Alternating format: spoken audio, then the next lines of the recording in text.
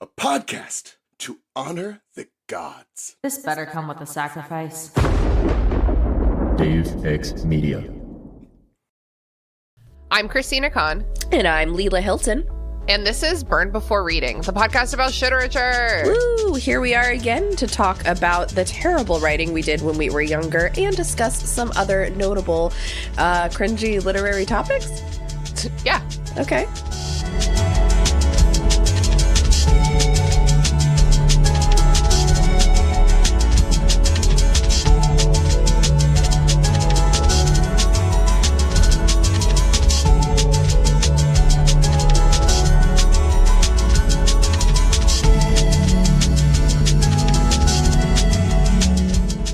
With us today is our friend Taylor. Say hello to the listeners, Taylor. Hi, listeners. I'm Taylor. Hi. Oh, I'm so sorry. Say Merry Christmas and Happy Hanukkah to the listeners, Taylor. Happy holiday of your choosing, listeners. It's true, but today is Christmas and the first night of Hanukkah. Yes, Today's and the Kwanzaa day. starts tomorrow, and Okay, it's all clumped together. We love that. Definitely makes it easier for planning purposes. yeah. For sure. Taylor has never been on the main feed before? Yeah, because I refuse to write things. Oh my god, that's so true. Everything I have written ever has been burned already. For our patrons, you might recognize Taylor from our episode about Meet Josefina, which is like, I think, Leela, your greatest work to date. Thank you so much. Yeah. I agree. Josefina is watching me from the corner right now, so... Oh yeah, that's not creepy at all. Merry Christmas, Josefina.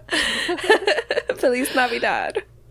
Taylor is our longtime podcast friend. She's been on some of our network shows before. She has guested a lot, and she has also welcomed me into her home for a Friendsgiving and a reading session, which was very pleasant. So we're so happy to have you on the main feed, Taylor. I'm happy to finally make it on. You know, I'm a big reader. The writing is not my jam. I love people who can write. It's just never been my It's not you. thing. That's okay. That's A-okay. I'm glad we got you on the show. Anyway, Taylor is a bit of a historian, so I have been, trying to angle an episode for her with a bit of history, and this is certainly that. I do enjoy some history, especially this era. I'm not normally a fan of, reading from this era, but I love this era's history, so Nice. This all came together nicely. Yay. Taylor, what has been cringing you out this week? It isn't a me cringe, it's just, I love when people use other people's cringe. It's my favorite thing. well, it's just, I'm working at Barnes & Noble right now for the holiday season, Mm-hmm. and there's this specific lady who's come in multiple times and just really treats everybody like shit. A customer? Yeah, There's nothing worse than a customer. and she always has her son with her. And so my cringe is this boy's cringe. He looks miserable every time he's in. I feel so bad every time that I get secondary cringe from this poor child. He just brutal. wanted to buy a Lego minifig. He's just trying his best. This lady chucked a pen at me, so Oh, absolutely after she not. stole my pen and then chucked it back at me. Oh my god. It didn't hit me, but this poor child. What a vicious cunt. It sucks to be out in the world with your parents and your parents are embarrassing you, not because you're a teenager, but because they interact horrifically with other humans in the world. Yeah, so it's I haven't had a lot of cringy things happen directly to me lately, but man, was the secondary cringe so hard that day. Everybody was working had to take a breather together after she left because we felt so bad for this kid. Oh. Don't be this bitch, especially not around the holidays. Retail workers are at their wits' end around the holidays. Do not push them over the edge. I will say, working in a bookstore, book people tend to be pretty nice. I haven't had many issues, but, when they do come in with issues, they really come in hot. Yeah, I feel you.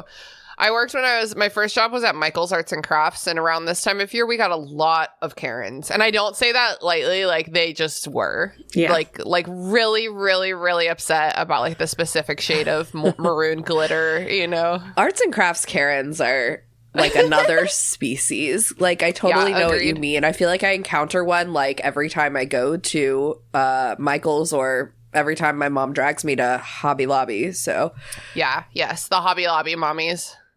Leela, what's been cringing you out lately? Okay, so I am a recruiter. That's what I do for my job. I recruit like front desk people, mostly medical front desk people, and I have kind of been having some like awkward interactions with this one candidate that we decided not to go with.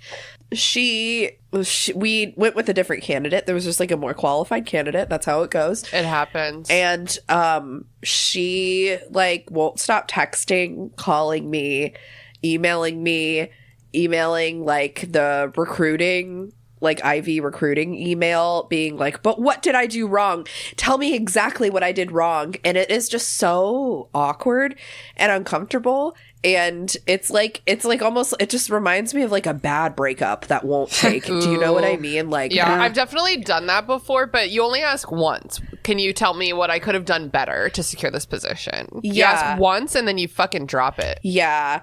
So, and also because this department I work in is also part of HR. So we're very mindful of the fact that like if you put something in writing, even if it's honest and kind, they can still paste that like all over social media and turn it around, you know? So it has to be not in writing, which means I need to just like get over myself and get on the phone and talk to her about why we didn't give her the job. And it just sucks. That's just like not a conversation I want to have, and I kind of don't feel like I need to. Yeah. But if you just go into a conversation like that with the mentality that like you are so in control of it, you know what I mean? You're like reaching down to this person to be like, sure, I'll help you a little bit. I'm going to gift you a bit of my time. Yeah. And of course, like, and my boss, I talked to her and she was like, you just want to make sure to keep it, you know, be professional and honest, but you also need to stay kind of vague. Like, you can't be like, it's because you seem to be real more inept at technology than this. You know, like, you don't want to be too honest, but like, I know that this bitch is the type of person who's going to be like, I need an answer. Yeah. So I'm just kind of nervous about that. So that's my cringe. One time when I had just moved to Richmond, I applied to be a paralegal at a all-women's motorcycle law firm, which was like the coolest thing I could have imagined. You were required to get a motorcycle license to work there. And they rejected me. And I asked them, I was like, hey, why did you reject me from this job? Just wondering, this is the 500th job that I've applied to, and I'm pretty qualified. And she said, oh, well, you didn't say you wanted to be a paralegal, and other applicants did. And I was like, hey, man, I'm applying for a job as a paralegal. Could you maybe just, like, extrapolate that? Yeah. Ooh, why? It's the cringe. That Taylor hurts can't even my speak. It's the cringe. head. Like, it's just like, why would I apply for the job if I didn't want to? Oh, yeah. Well, the reality is I didn't want this job. I don't want any job. I don't want to live under capitalism. That's fair. But outside of that, I really wanted this job. Right. Tina, what's been cringing you out this week? I have decided, I don't have a ton of cringe, so I've decided I'm going to start this new thing where I'm going to do throwback cringes. I'm going to repeat old cringes. The cringiest moments of my life. Get ready for like a montage through the cringiest moments of my life. So this week's is a Christmas cringe. Merry Christmas. Merry Cringemas. Merry Cringemas. Oh my God. I think we did this last year. Yeah, we did. I just had a flashback. Christmas morning, I was maybe 8 or 9, and I received a Walkman for Christmas. Now, for those who don't know, a Walkman is like when you listen to music on your iPhone, except for it is separate from your phone. It's not digital. You have to put a CD in it. It's physical media. It's physical media. They were a pretty hot commodity at the time. Okay. You were cool if you had a Walkman on the bus. So I got my first Walkman, and I like eagerly like went to go get the scissors to open it. And did you cut the cord? Taylor? Cringe spoiler. Cringe spoiler. I did. When I opened, but it gets a little cringier because when I finally opened it, I started crying and I was like, "Mom, it came broken." And she was like, "Sweetie, are you sure you didn't like accidentally cut the cord when you were opening it?" And I was like, "No, I didn't. It definitely came this way." And then like while I was in the middle of being really emotional about it, I realized that I had probably cut it. But you can't back down. You gotta double down. I was also like 8, so like you can't back down when you're an 8-year-old who refuses to accept responsibility. You triple down, man. You die on that hill. So my wonderful parents fucking bought me a new set of headphones, or like maybe my dad already had some. He was pretty techie, so I just I feel like we've all done that. Like it. Like you're accidentally just, like, ruined something as you're like opening it. the package and you're the dumbass. Yeah, I think like today, sometimes if you order like a pillow on Amazon or something, the box will be like, "Do not use scissors to open this," which is also bananas because like, what the fuck? How am I going to open it? I'm going to use scissors, but I'm going to do so very carefully, and I can't get mad at you because you said don't use scissors. Mm-hmm. I just try to use my teeths, or did the one tooth. You know, I got one big tooth. The one tooth. Okay. So today I would like to talk to you guys about Charles Dickens and A Christmas Carol. We've been talking about this book a lot lately. Taylor, tell us your history with A Christmas Carol, the story, like, and the book. So this is actually the first time I've ever read it, which is surprising. I'm not much of an 1800s reader. It's just valid. not my vibe. So I think I've just sort of avoided it because of that. Yeah. But I grew up, obviously, with the Muppets Christmas Carol, just top tier. Which, we did cover the Muppet Christmas Carol on our Patreon bonus show this month, like a week or two ago. So if you'd like to hear me and Leela's thoughts about that, definitely go sign up for our $5 a month tier. It was a really fun episode. The Mickey's Christmas Carol, obviously, another big classic. Yeah, I watched that for the first time a couple days ago. My family had one on VHS, and I have no clue what year, what adaptation this one was, but it was like such...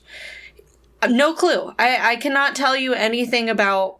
Okay, I think it might have been the 1985 version. That sounds about right. Because the 1999 version has Patrick Stewart in it, and you would remember that. Yeah, it was definitely older than me. Yeah, we watched it all the time, and I still just, like... I can't tell you anything about production, who was in it, what year it was from, but my family watched it all the time, so... It's a good one. I still... Even just, like, finishing up... Once I actually read the book... It's crazy how well the Muppets Christmas Carol did as an adaptation for this goddamn book. So I've been kind of watching all of the adaptations lately. I watched the 85 one, I watched the 99 one, I watched the Mickey one, and I rewatched the Muppet one. And they're all pretty faithful, with the exception being the Mickey Mouse one because it's 26 minutes long. Yeah, you can only do so much. But like they're all pretty faithful adaptations. I'm really it just goes to show that it's a pretty solid core story. Yeah, absolutely. And the Jim Carrey one I definitely saw only once. Yeah. I saw it in theaters. I think it came out in 2009, which means I was 11.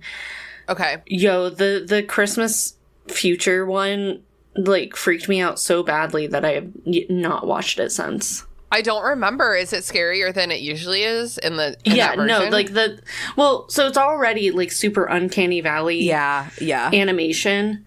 Like worse than Polar Express, Uncanny Valley, and just everything about it was creepy to begin with, and then Christmas Future was Oh, this is scary. Yeah, during that time, I think I said this before, but they so I don't know if it's because like Lord of the Rings had such good motion capture, you know, like how they did new Gollum. Technology. People get obsessed with new technologies, for better or for worse. And Lord of the Rings, it looks great. But, you know, I guess it's really hard to pull off because all the other motion capture stuff like Polar Express and the Jim Carrey Christmas Carol are like horrifying to me Also, to maybe watch. if they would have used more than one actor doing all the fucking mocap in both movies. True. Like, Tom Hanks and Jim Carrey did, like, so much of the mocap in both movies, and it's like, Yeah, well, that creates it's like an weird. uncanny valley of like everyone in this universe is the same It's the person. same guy. Yeah. That's no good. So, Taylor, you recently read A Christmas Carol for our book club.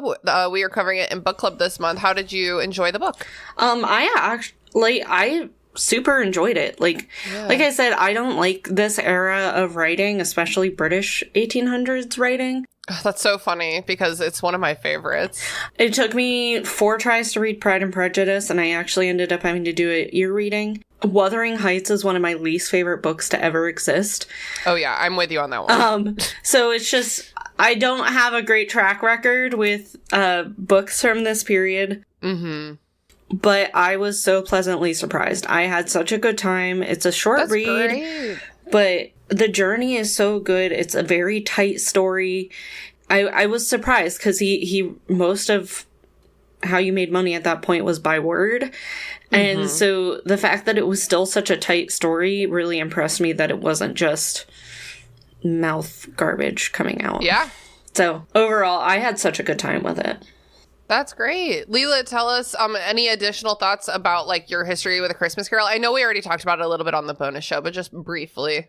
Yeah, I'm sure that I read it many moons ago, probably like for school, and I don't really remember much about reading it, to be totally honest with you, but I okay. do love The Muppets Christmas Carol. I watch it every year, So good, yeah. and I think it's like a very nice, concise little parable, right, is what we kind of said. Parable. Yeah.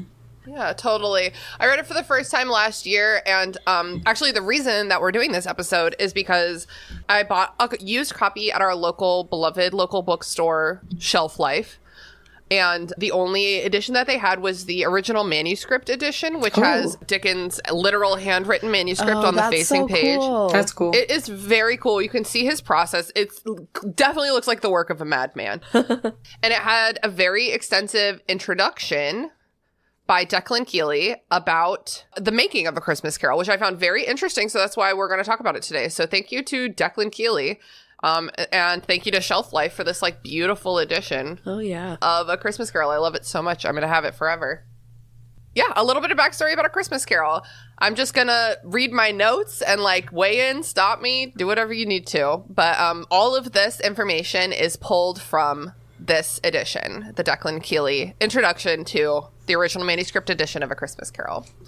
This book, A Christmas Carol by Charles Dickens, really set in stone a lot of like the aesthetics of what we feel like Christmas is to this very day. Like a lot of it is from this time period and from like this energy that Charles Dickens immortalized in A Christmas Carol. So it's a really important book in like Western literary history. It's like the Dracula to vampires. This is the Christmas to the Dracula of Christmas. Yes, this is the Dracula of Christmas. Before this book was published, people were already talking about like Christmas, like what is the meaning of Christmas? Like trying to like reframe it as a time of like giving and not just receiving, of helping the less fortunate, and not just this like deeply Christian holiday, but like something that had like greater depth of meaning. And so Charles Dickens set that in stone with this like iconic book. I almost said movie because I'm still thinking about Patrick Stewart because we watched that adaptation yesterday. Well, because it doesn't really have, now that I'm thinking about it, like really any religious like overtones at all. No. Nothing. There's a lot of like, you know, it's the 1800s, like by God and like stuff like that, but like Sure. definitely no.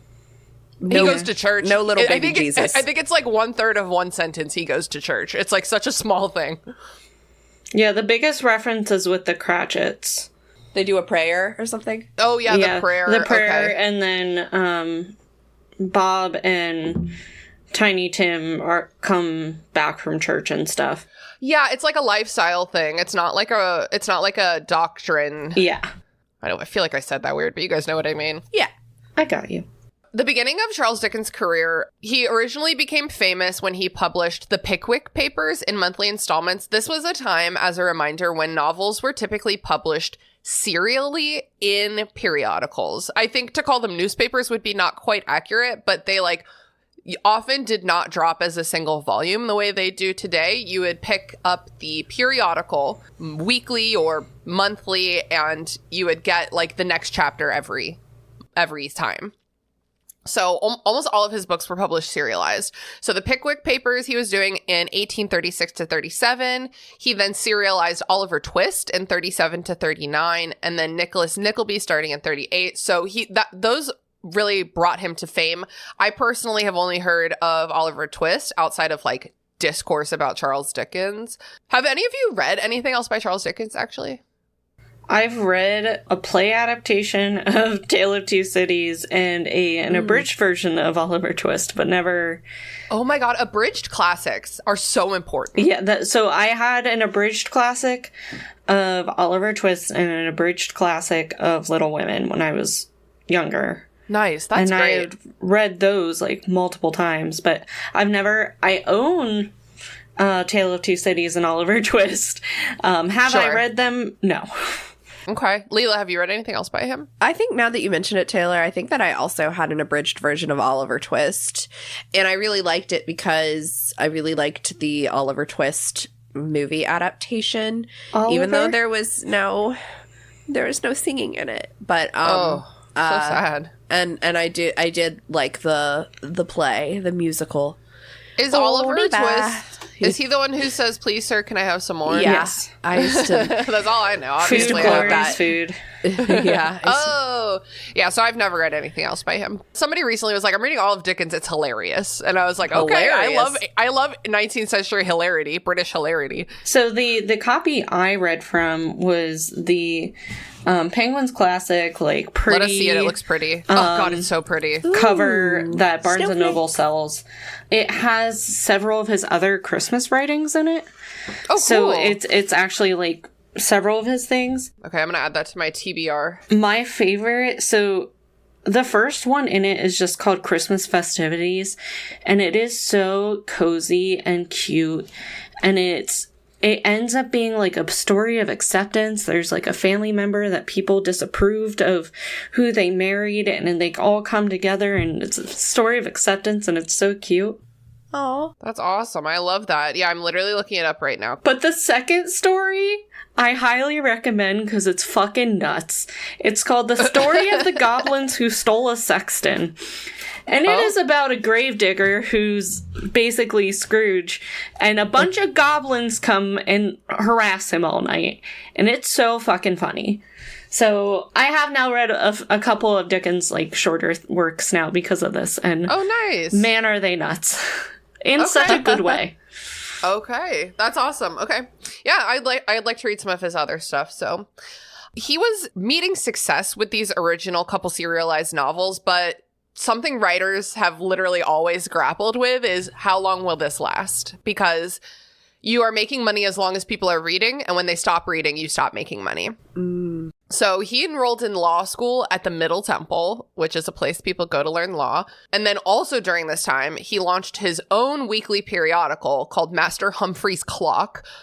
So in that, he published his next two novels serially over the next 2 years. Yeah, so actually another excerpt in this book is from Master Humphrey's Clock. Is specifically a Christmas vignette from that. Nice. So Charles Dickens, like upper middle class white men through all of history, was like, I need people to think that I'm richer than I am. Like, I have to, I had to watch my dad do this after the divorce. It's like, I need to have a certain lifestyle. If I want to keep getting prestigious work, I need to keep putting off this prestigious lifestyle. So even though he was like uncertain about his financial future, even though he was in law school, he took an 11-year lease on like a big fancy London house. He lavishly remodeled it and furnished it, and he staffed it with 6 live-in servants. oh my God. Now, granted, him and his wife would eventually have 10 children, but I think at this point they had like 3 or 4. So you don't need 6 servants, maybe like up to 1 servant. Yeah. Or if it's a big enough house, maybe like a cook and a Maid. maid. Yeah. Cook, Six a just maid, and a feels like nanny, lot. maybe. Yeah, cook. Okay, all right, Layla. We'll meet him halfway. 6 is just right out. Yeah, 6 that's is so way much. too many. If you have more servants in your house than there are people who live in your house, there's a conversation to be had. Yes, you must be royalty to have those statistics. As you can probably imagine, Charles Dickens quickly started feeling burnt out, like he needed a break. Me too, man. Yeah, we feel you. So he took a year sabbatical from his publisher. They agreed to a year's paid sabbatical. Whoa. His publisher, Chapman and Hall. He took 6 months touring the U.S. with the promise to his publisher that he would chronicle his travels to publish on his return. So Chapman and Hall agreed to give him a year's paid sabbatical. They granted him £150 per month until he started his next novel, and that would rise to £200 a month when his next novel started publishing. Now, I have had several people do the conversion on this, and we all have extremely different figures. So when I did the conversion, my sum, the answer to my math problem was that £150 in 19, what year did I say, like 80... I went with 1843 because that's the year that 43. Christmas Carol came out. Okay, thank you. Yeah. I came out with £150 being a contemporary $7,500 and £200 being $10,000 a month. Taylor, what were your figures? So I used the Bank of England's like official conversion site. Okay. I think I used just some like random bank website. Yeah. I went straight to the Bank of England. See, she's a historian, y'all. Yeah. She goes directly to the sources. For context for listeners, I teach economics. So Oh, true. this is things I actually just have saved on my computer for work purposes. She had it bookmarked. So the Bank of England put the conversion of £150 in 1843 to £16,120 and 56 cents, which converted to US dollars today Jesus. is over $20,000. What the fuck? And That then doesn't if you make do any the sense. higher range, it's over $27,000.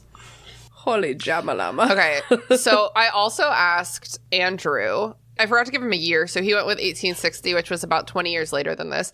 But he got the figure about £2,700, just over $34K in a month. Yeah. Okay, so here's the thing. Y'all got much higher numbers than me. $7,500 a month for nothing is still crazy. Yeah, like even if you just went with the $7,500 a month, it's still like, oh, I don't make that and I work my ass off. I know, to be getting like $25,000 a month for nothing.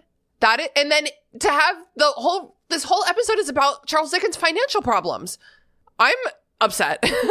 Yeah. I'm so upset. Okay, if I made that much money a month, I think I would, first of all, pay off all my debt. I would build a huge, fun Barbie dream house in real Yes. life Yes. where all my friends A pool. could come and stay all the time. It would have a slide that goes into a pool. And you guys could all have like a permanent room. Like that would be your room if you wanted. Oh my God. I love this dream for Yeah, you. that's, for I me. think, what would you do if you made that much money? I think I would only work 2 months a year. Oh, yeah. Or maybe 3. Let's do 3. Up to 4. Ginny has decided to join us, and she said that all the money would be hers. Hello, Ginny. Ginny is a dog, for She would those who are hoard wondering. it jealously. Ginny is a very cute, very sweet golden doodle, and I love her. She's very soft. Can confirm. He went to the U.S. for 6 months. He wrote this travel journal, and when he returned, they published it. Okay, so he's made. I don't understand how this money works, but these are facts, y'all. They published the journal, and then he started working on his next novel, Martin Chuzzlewit. What? I have never heard of. I've heard of the other two you've mentioned. This one I have never heard of. Chuzzlewit. So his works were not selling as well as he hoped. To be clear, they were selling very well, just not as well as much as he hoped. wanted. And like there is an inherent bad feeling that all authors get where the first couple months your book is out, it sells the most, and then like with very few exceptions, it just goes down from there. That's just how popularity works. People stop talking about it on TikTok, Charles. Okay. Apparently they were selling. It's hard for me because I worked in independent publishing so much, and book publishing just looks so different these days. So like the numbers that I was reading, I was like, these are great sales, but apparently they just weren't good enough because a clause in Charles Dickens' contract with Chapman and Hall said that if his books weren't selling enough to recoup his advance, so basically in the olden days, this doesn't happen nearly as much anymore, but when when a publisher agrees to publish an author's work, they pay that author in advance of a pretty hefty sum sometimes of money, and then the author often doesn't earn royalties on sales or doesn't earn a lot of royalties on sales until the publisher recoups that initial investment in the advance. So that's what was happening is Charles Dickens was, I guess, not selling enough of all of these different books to help them recoup the advance. So they told him, like, hey, just so you know, we might activate this. We might, I don't know what the word is. We might invoke this clause that means we'll deduct £50 a month from your $200 a month salary. So you're only going to be making $7,500 minimum a month, up to 25 or whatever, 25,000. So they just said we might do this. Charles Dickens became enraged. He insisted, you start deducting this immediately. Also, go fuck yourself. I'm done working with you after this. This was in 1842. He's like, do that right now. Get your money back, and I never want to work with you again. Narrator voice, he would, in fact, work with them again. But he swore he was done. By the fall of 1843, Charles Dickens was losing money fast. Okay. Well, yeah, because he had 6 fucking servants and didn't need them. 6 servants, and then like he was leasing a house, so he's not investing in like home ownership. He's leasing a house in London, and he has to pay like monthly fees with that. And he obviously is just spending way beyond his means. His wife Catherine was expecting their 5th child. That is 5 of 10. He would have 10 children within the next. He would have 5 more children within the next 10 years after this. I'm curious how many of them lived to adulthood. I think the 10 were the ones who lived to adulthood. If I remember, or at least I think what I read said like 10 children and a couple miscarriages or something like that. Yeah, so maybe they sure. didn't all live to adulthood. Well, I mean, that's like one of the reasons people had so many fucking kids back then, because survival rate was not great. Everybody having the rickets and whatnot. Oh yeah, the rickets, yeah. All 10 of them survived to adulthood, and there's only one that we have circumstantial evidence that they had as a child, like a baby that died. So literally all fucking 10 made it. How the hell? He was pouring all his money into keeping his children alive. The old Tiny Tim method of like money equals no die. Yeah, I guess so. Yeah. So, okay. He wrote this letter to a friend, quote, "It was a consequence of the astonishing rapidity of my success and the steady rise of my fame that the enormous profits of these books should flow into other hands than mine." And this is like honestly like a huge problem that still befalls authors, where when you are just getting started out and you don't have any notoriety yet, you're more willing to sign contracts that benefit you less just to like get out there and get started. Get in your foot in the door. It's why so many people take shitty jobs to start with. Exactly. Yeah. And so if one of these books unexpectedly takes off, you are probably not earning as much money as you could have negotiated if that success had been like guaranteed from the beginning. If you want to hear a good take on this, John Green has talked about this quite a bit with his book Looking for Alaska, and how his contract structure around Looking for Alaska versus his subsequent books looked very different because of this exact situation of wanting to get that book out there. And so how it was structured was way differently than what he would have preferred to have been structured as. Very interesting. I've added that to our list of related topics because I'm obviously very interested in like inner workings of publishing shit. We talked about that a lot on Yellowface. Yeah. Our Yellowface episode. I find it interesting too, see like the underbelly of the publishing world. He also has a really interesting look into film and TV rights to his books and how he structures his very differently than a lot of people do, and that he takes his sum up front. So that way, if he doesn't like what the finished product was, he doesn't actually have to market for it. And boy, do I think is that smart. That's smart because a lot of times authors don't have any control. Right. So Charles Dickens, his father and his younger brothers also each had substantial debts, and like people constantly tried to collect from Charles because like debt collectors are gonna get their money, and like if you're his brother, if you're his son, you're responsible for him. So Dickens had to have his lawyers, run a notice in the newspaper saying Charles Dickens is not responsible for any and all debts under the name Dickens, including John Dickens, his dad. John's a douchebag. It sounds like his oldest son was too, just like the very brief. So like, well, on Wikipedia, his oldest son, who is of course Charles Jr., good old CJ, CJ. is the old picture of him is like him like sitting with a chair faced backwards, like oh god, trying to look the cool. Classic douchebag. Oh my god. I thought it was funny. Hold on, I need to get eyes on this. I need to get eyes on this picture. Oh my god, he looks like he's doing like this is so bisexual coded. I can't describe it. I mean, I'm sort of convinced most people in the 1800s were bi and they just didn't know it. So repressed. Is it okay, he's like sitting backwards in his chair in his jacket. He's wearing like a duster jacket. Not quite a duster, but it comes down to his knees, so it looks like he's wearing a little dress and he's gazing bisexually into the distance. Like so gently. The bisexual gaze isn't at a person, it's at the distance. It's at the distance. So Charles Dickens' dad, John Dickens, doesn't that sound weird? It's like, what is that guy's name? What's the cutie from 21 Jump Street? The one who's not Channing Tatum. Jonah Hill? No, not Jonah Hill. I was like, those are the only two people I Cutie. know in that movie. Hearing John Dickens is like hearing, Dave Franco. It sounds like James Franco's like made up brother. Yeah. John Dickens is Charles's made up father. Like that's not real.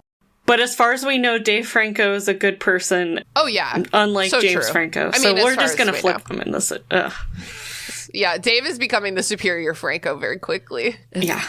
John Dickens would continue to use Charles's name and fame to like leverage loans, and including getting loans from Charles's personal friends and his publisher. Fucking what the classic dad move. What the fuck? Why would your publisher give your dad a loan? But I guess he probably was like, Charles said it was okay. Yeah, That's so exactly. strange. Yeah, no, that's like a very classic historical thing too, where as soon as somebody has a little bit of power, well, you see it with lottery winners all the time. As soon as somebody gets money, people in their lives will weasel their way in somehow, and use your name. Be like, well, I'm related to blank and blank. We saw it with Meghan Markle and her dad. She doesn't talk to her dad, but he went all over everything. Oh shit. So like it's a very common thing, but also why are you giving like the publisher should never have done that. why are you giving loans? Yeah, it's very strange. He wrote to his friend about like his money situation, about like the burden of his family's debts. Charles Dickens said the debts were, quote, such a drag chain on my life that for the time being they utterly dispirit me and weigh me down, unquote. What does that remind you of? Oh, definitely not the chains of Jacob Marley. Marley and Marley.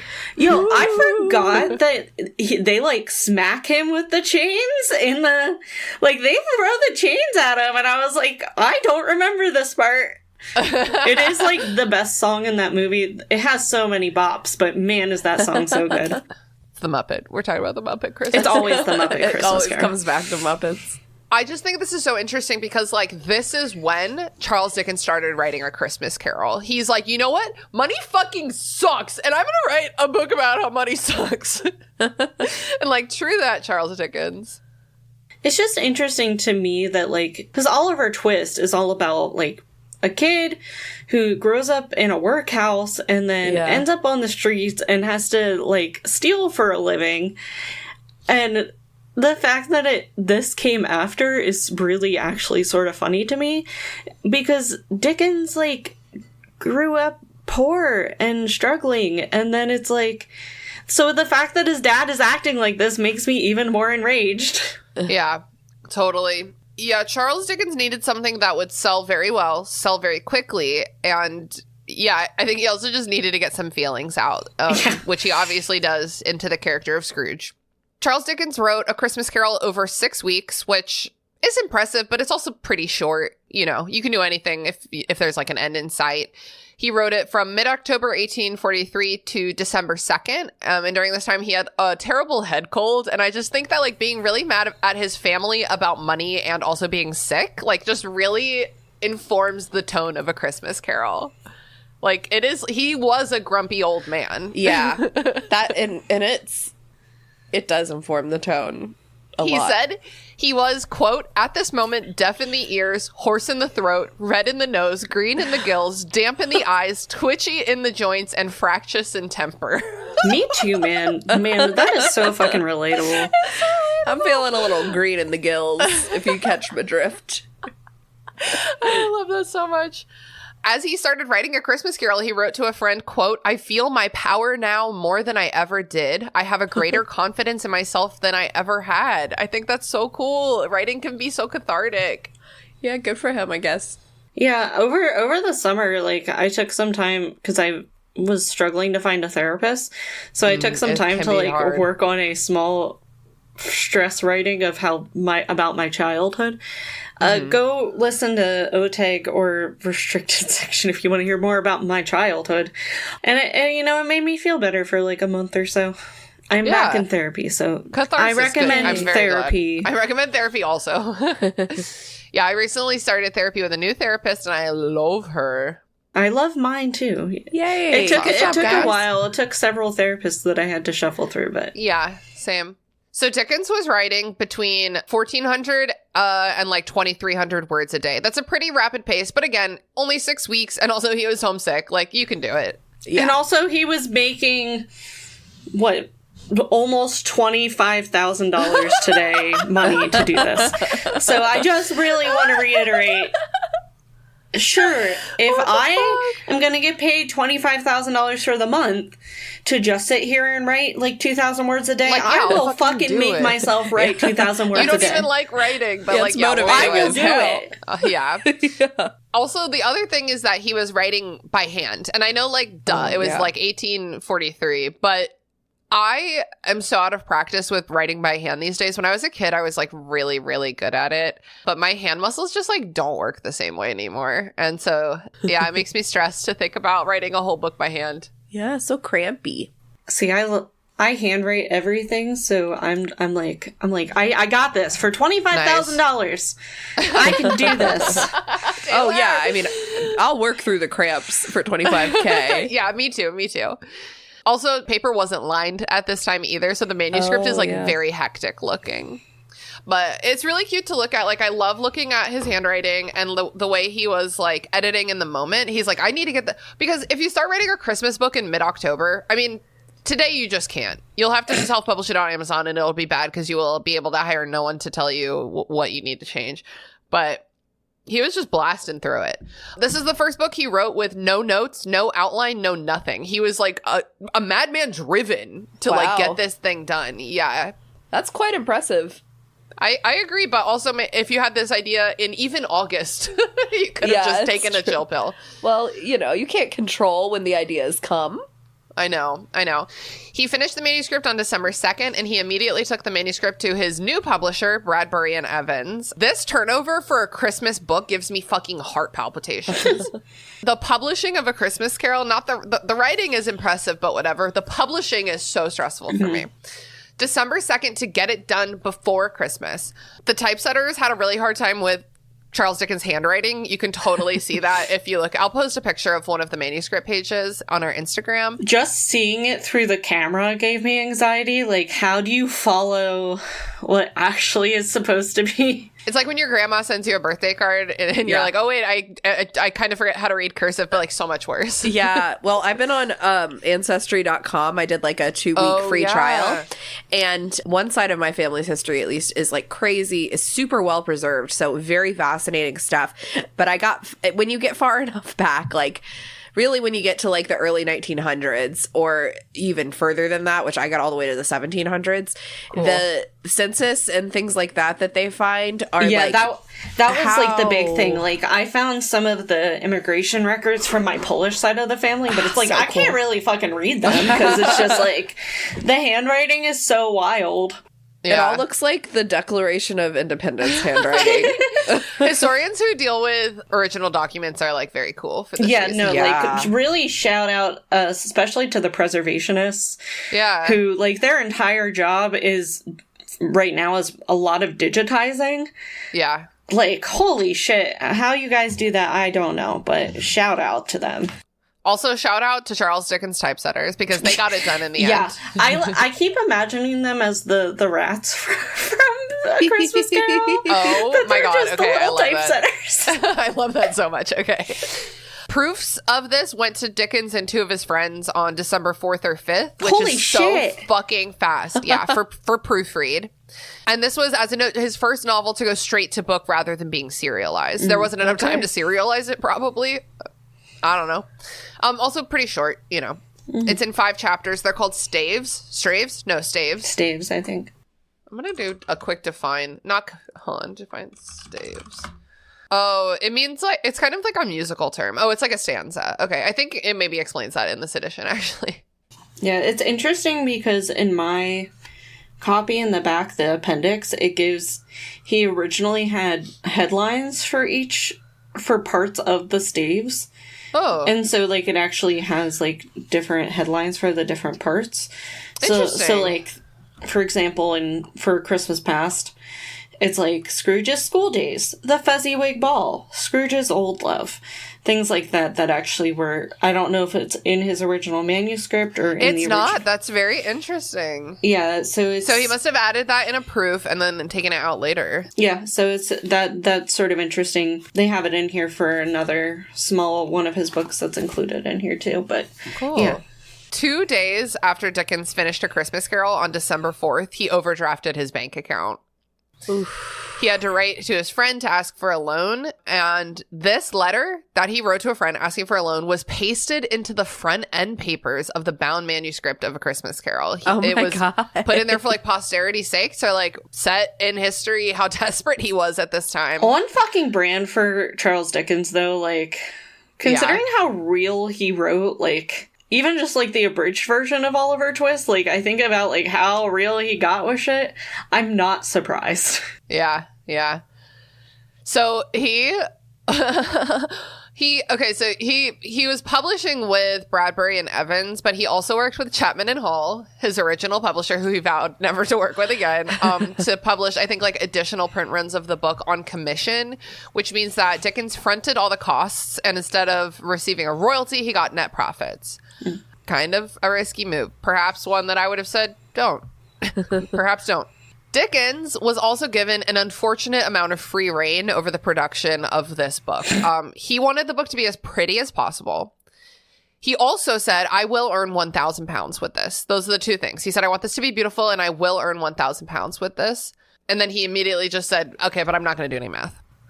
He commissioned 8 illustrations from John Leech, 4 of which were in color. Color interior printing is expensive. Oh, yeah. He selected salmon cloth for the binding and gilt cover, spine, and edges. Gilt means gold. Expensive.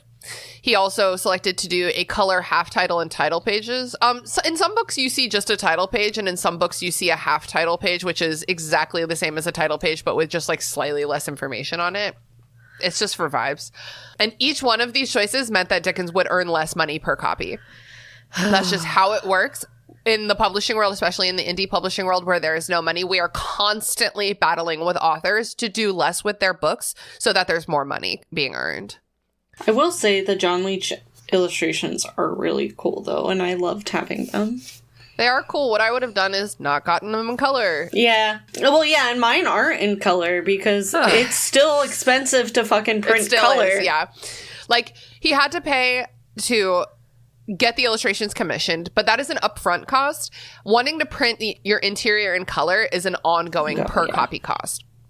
By the time it hit shelves, 76% of the cover price went to printing. Whoa.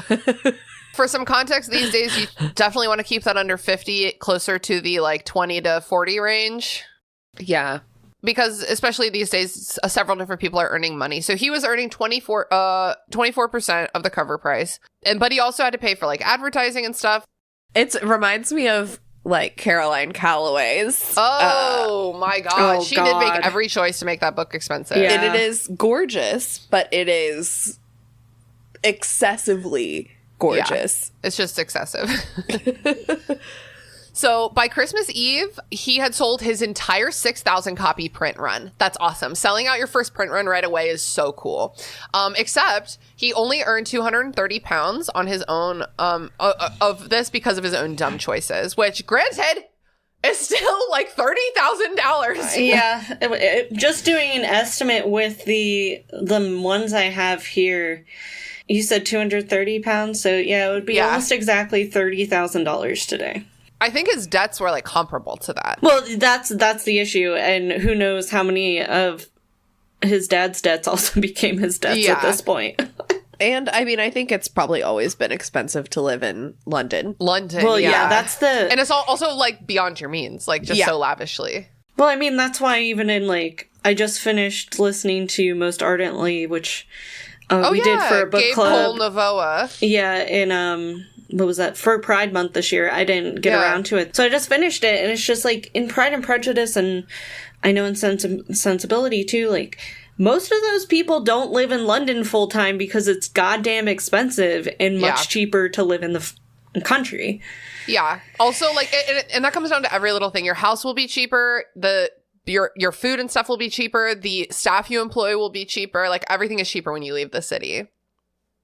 So basically, Charles Dickens got himself into a pickle financially, was like, here's my plan to get out of this pickle, did no math, and made every choice to make sure that his first print run just could never, mathematically, his first print run could not have covered his bills and debts. Mathematically. He didn't do the math. He just said, I want it to be pretty, go fuck yourself. To himself in the mirror. So I guess like did agents or like managers like not exist back then? Like who? I think maybe agents are a more recent development, and it was just like a publisher thing. Okay. Yeah, and even then, do you think he would have listened? No, I guess you're right. That's the thing. That's the thing. Authors, listen to your publisher. I think he suffers from the Voldemort of he's published enough books that you're not going to listen to a publisher anymore. Yeah. Well, and the other thing is, don't forget that he was doing all this on his own, like on commission. There weren't a lot of details about his print run with Bradbury and Evans, but with Chapman and Hall, he was doing this on commission. He paid the upfront costs. So further print runs ensued, especially over the next couple of years. I mean, obviously, there are still more print runs to this day. So, like, he could never have dreamed.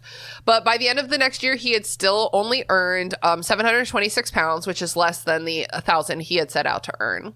Quote, nothing so unexpected and disappointing has ever befallen me, unquote. Sir, sir, you could have just done math. I did math for this episode. It was wrong, but I did it. You could have...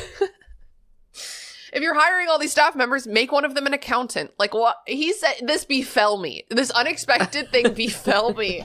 Which is actually super interesting to me because now this is a little bit pre this period, but like, or post this period. Like, I think in like Agatha Christie novels, yeah, that's early 1900s, but even Sherlock Holmes, late 1800s. There's always a fucking male secretary to the male main characters who keep up with all their fucking finances. Yeah. You hired so many servants. Hire somebody to do your fucking finances, sir. Hire a financier. Was he just some kind of like delusional narcissist a little bit, or... No, I think he just really, from what I've read and stuff, and he just, I think, really enjoyed his fucking writing and loved what it did for people. Yeah. And he just, I don't think it was narcissism more than just believing a little too hard in himself.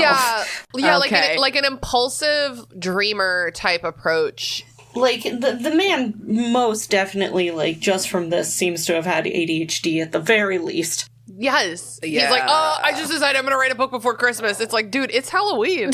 Yeah. Like, that's the vibe. There's a really good episode of Doctor Who. Oh, yeah. Where they visit Charles Dickens shortly before he dies. And it's like a reference to the Christmas Carol, and I highly, highly recommend that episode to people. Even if you've never watched any other Doctor Who episodes, it's pretty standalone. It's a very interesting look at Dickens at the end of his life, and how much he just wanted his stories to live on and not necessarily himself to live on, which is a pretty common theme for his end-of-life stuff. At the same time, you have fathered 10 children. Yeah. You need to pay your debts. You've got responsibilities, my guy. It's not like he was like 18 when he wrote this, you know what I mean? Like, Yeah, yes. old enough to know better. To me, it feels less like narcissism and more like just hubris, you know? Like, yeah, it's all gonna work out. And it's like, okay, can you show me where you wrote down the way it's gonna work out? And he's like, no, I got a vibe. Vibes and vibes only. Also, at some point, Pearlie's Illustrated Library stole A Christmas Carol. This is when it was still copyrighted. Today, it's in the free domain. They printed their own pirated version. What? Charles Dickens sued them, but they went bankrupt before anything came of this, and Dickens still had to pay £700 in legal fees. I know. Oh, shit. It's pretty sad. It's So pretty all sad. the money he made in that first year on Christmas Carol Yep. equals his... Oh, God. Yep. So that's like the sad story of how A Christmas Carol, like yes, this is a beloved classic. We are still talking about it 180 years later, right? Yeah, that's math. Yeah, you're right. That's so long ago. So like obviously it's like a legendary book. It has like changed Western literature. It's beloved. It has resulted in approximately one new film adaptation every 15 years since movies were invented. Like it is for adults, it's for children. Like it's just like a really good story, but Charles Dickens didn't do anything with it. Like he did not use this to help his life at all. It was kind of a mess the whole time. Yeah. A little too relatable, man. A little too relatable.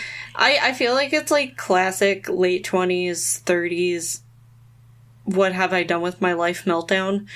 But he was just a little older than that when it happened. Yeah. I think he was in his 40s, but... Well, because he dies at 58, so... Maybe not enough money to take care of his health or whatever, but like his writing, he would continue writing after this. He wrote a ton, and his writing would just continue to barely sustain him for the rest of his life. But that also, like, you know, just makes me think of, like, his lasting impact. He reminds me a lot of Van Gogh in that, and now he did sell more than he did, but, you know, you think about how many, I'm going to say Van Gogh because it's just easier now, how much Van Gogh stuff we see all the time, and, like, but Dickens stuff is still getting adaptations or rewrites and stuff, like, Demon Copperhead came out last year or the year before, which is a retelling of David Copperfield. Oh yeah, that was Barbara Kingsolver. I have that book. It's actually holding up my I don't know what it's called, but the hub for all my audio is like on top of Demon Copperfield. But it's, and Demon Copperhead is one of the best-selling books in the past couple of years. So the fact that, you know, the staying power of Dickens is something to talk about, even if his life was a little messy. Damn, did he have the staying power he wanted? Yeah, I mean, totally. Culturally iconic, financially a flop. Me too. Any last thoughts or questions about Charles Dickens? His wife seems like a hottie, a baddie. Catherine? Yeah, I'm based mad on her because portrait. I read these like fucking like 30 pages about his financial history or whatever, and it just said something about his wife, blah, blah, blah. And I'm like, bro, you can't even put Declan Keeley, you can't even put her fucking name in here. Like, come on. I had to Google her name. It's Let me take a Catherine look. something. Well, Catherine Dickens. but Catherine something. well, she had a name before. A total Betty. Yeah, look at her. She gorge. Something that I did find interesting just, like, by clicking around about him is, like, he was influenced by Victor Hugo, who was writing around the same time, so I would be interested to, like, see if Victor Hugo felt the same way about him. Because they are Interesting. writing about very similar topics, just England versus France. So I found that interesting. Leela, you want to take us to our game? Sure. Do you think, Taylor, that Charles Dickens in general Yeah, I guess that's true. is horny, sad, or just plain bad? I think I'm gonna go horny and bad because he did have 10 fucking children. Oh, you heard about that? It was the But fucking that led also- to the 10 children. Holy shit. are his financial decisions bad? I can't even be sad for him because, like, it's his own damn fault. Yeah. Like, I'm going horny and bad on this one. Horny bad. Leela, what do you think? I'm just gonna go sad. I think all of his decisions, much like me Van sad. Gogh, just made me sad. So that's what I'm gonna go with. No further remarks. Christina, what about you? I also feel sad. I mean, it's definitely bad, but like, it's just sad that he's an idiot, I guess, financially. Like, that's sad. I wish he had done. It's also sad for his family. Yeah, he's just like a drama queen dreamer. Just doing I mean? the financial conversions though, like I can't feel sad for him. I just can't. I feel you. I totally get it. But like, okay, so like he says, like he only pays Cratchit and in A Christmas Carol, Scrooge says he only pays Cratchit 15 shillings a week, and he says that like it's not much money. And I looked it up, and it's like the equivalent of like $13.50 an hour. And like, so, but Cratchit like if you does have 6 children, one of which has significant health issues. Yeah, he's also worked for Scrooge and Marley for years, and. Yeah, I don't remember which one, but one of the film versions, he makes, Scrooge makes Cratchit partner at the end. Maybe it's the Muppet version, I don't remember. But yes, I'm like, that's one. what he deserves. That's and then what he in deserves. the Mickey Mouse one, he's also doing Scrooge's laundry. Oh my god. They have to like convey it in a way kids can understand. It's like, look, he's doing his laundry. I'm pretty sure somebody in the Discord did the exact math and stuff. Our friend Becca, she did the conversion from God bless Becca. the shillings to modern day to then the dollar, and it's $943 a week. And we're all like, yeah, that'd be great. But then the family taxes, we also aren't taking into account things like that. He's also a big churchgoer, so he's probably paying tithes. Oh yeah, tithes for like, I think for those who like aren't familiar with religion in this facet of religion, tithes are the kind of thing that you pay no matter how much money you make in like some circles. It's like a certain percentage of your income. Tithing specifically is 10%. Yeah. I'm reading the tithing part of A Court of Mist and Fury right now. Oh, God. But, yeah, so I think, like, yeah, we see how much he gets paid, but think about it like your own paycheck. Do you actually bring that much home? Right. Yeah, totally. Before we wrap up the episode, I have an email. What? This email actually went to another one of our network shows, but it's about Burn Before Reading. This is from Ben. So all of our other network shows are like, most of them do plugs at the end, but because most of us, our only work like is the podcast, we don't have like a ton of outside work. The plugs tend to be just like media recommendations. And Ben wrote and said, I know this segment has taken some flack on these other shows, but any chance that some form of plugs could be ported over to Burn Before Reading, maybe even just once a month or so? I've gotten a bunch of good suggestions from you all over the years. I would love to keep up with that. I would love to keep up with what everyone's reading or listening to, and I'd be surprised if I'm the only one. Oh, how sweet. Ben, that is so, yeah, I love that. What do you think, Taylor? What do you about plugs? Since you're usually a listener, like, oh yeah, tell us. I do like book plugs specifically, personally, especially because that's my media of choice. But I always love when people plug something that isn't media. Was it like a small business or something? Who was it that when Grace was on restricted section, she would do fucking recipes all the time? Yeah. I know Brooke will be like, go take a hike, but like a literal hike. Yeah, take not in a mean way. So I agree that even like just once a month, just giving a quick update.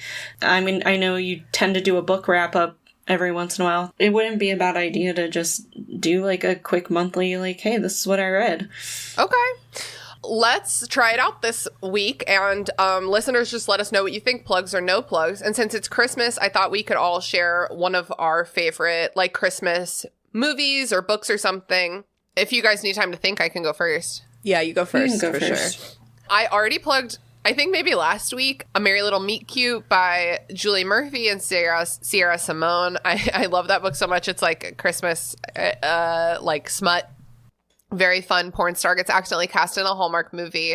And I also really like Hallmark and similar like shitty rom-coms. I watched Hot Frosty by myself last night or the night before because nobody wanted to watch it with me, and I had a great time. So I highly recommend just putting on some like mind mush and hanging out with a friend and eating some junk food.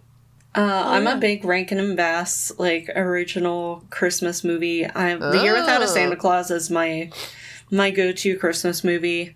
I don't think I've ever even heard of that one. It's the heat miser, cold miser one. Oh my god, I think I know like the meme. Oh my and god, not the movie.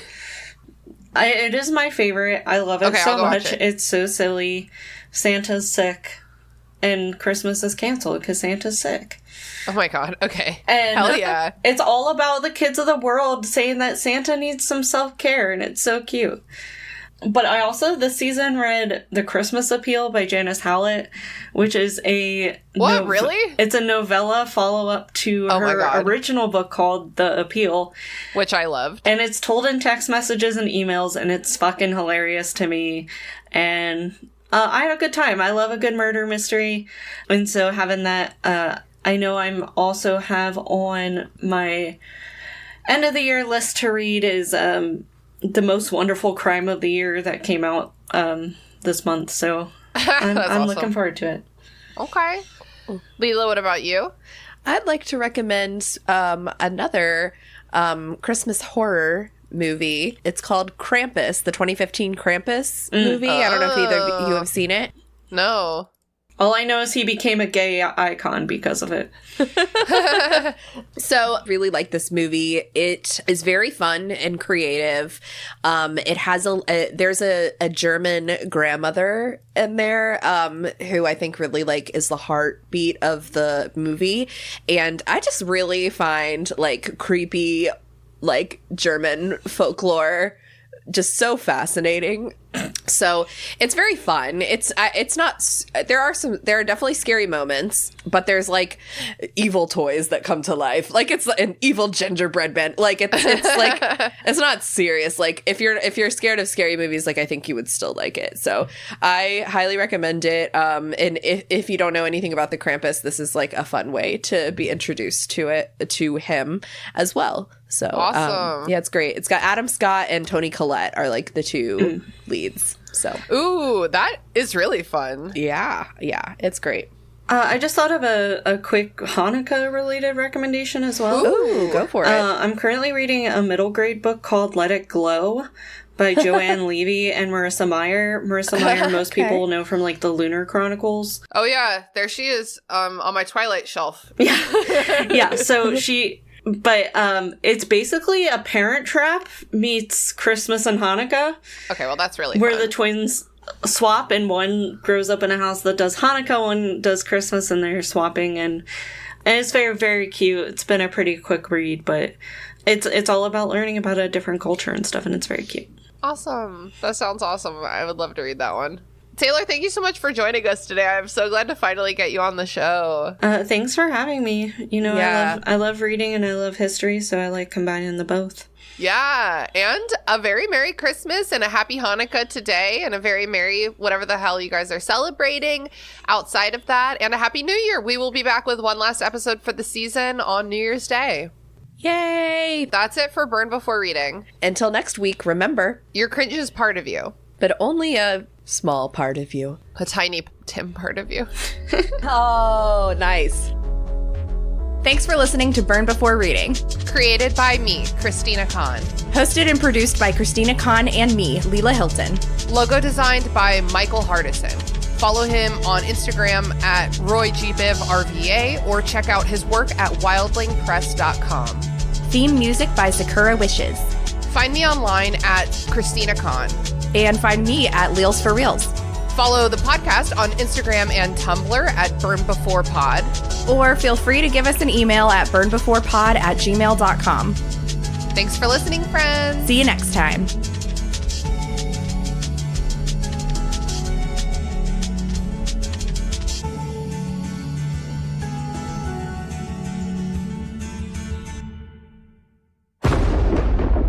Dave X Media.